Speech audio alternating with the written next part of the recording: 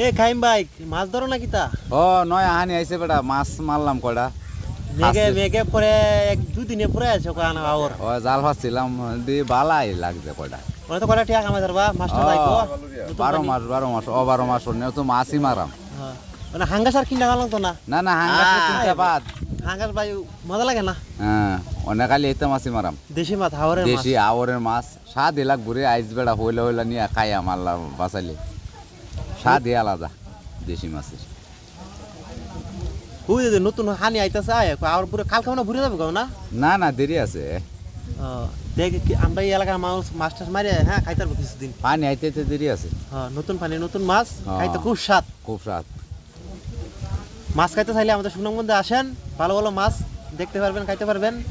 আইসা খাইয়া যান। আর কিনে নিতে পারবেন। আমাদের পেজটা ফলো করবেন। আয় নাই খাইয়া যান মাছ।